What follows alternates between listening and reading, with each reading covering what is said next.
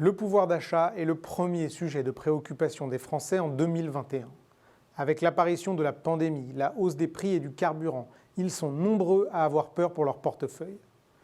L'État a multiplié les aides, les primes, les crédits d'impôt pour leur permettre de surmonter la crise. Mais le gouvernement arrivera-t-il à rassurer les Français ?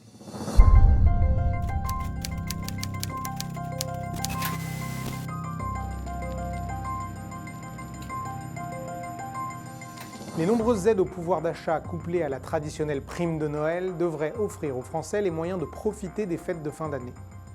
On compte déjà l'indemnité inflation de 100 € qui a commencé à être versée depuis le 13 décembre. Toutes les personnes percevant moins de 2 000 € par mois sont concernées par cette indemnité, soit environ 38 millions de Français. Il y a ensuite le chèque énergie exceptionnel de 100 € que le gouvernement a créé et qui sera versé à compter du mois de décembre aux 5,8 millions de ménages aux revenus les plus modestes. Le ministre de l'Économie et des Finances, Bruno Le Maire, a également annoncé que les chèques cadeaux versés par les entreprises passeraient de 171 € à 250 €. Ils concerneront près de 8 millions de salariés. On peut ajouter à cela la prime exceptionnelle de pouvoir d'achat, dite prime Macron, versée par l'employeur aux salariés touchant moins de 3 fois le SMIC.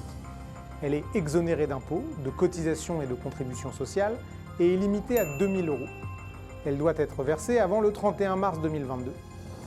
Enfin, il y a la fameuse prime de Noël qui existe depuis 1998. Les Français bénéficiaires du RSA, de l'allocation de solidarité ou de l'allocation retraite sont concernés par cette prime d'un montant d'au moins 152,45 €. L'aide est versée le 15 décembre.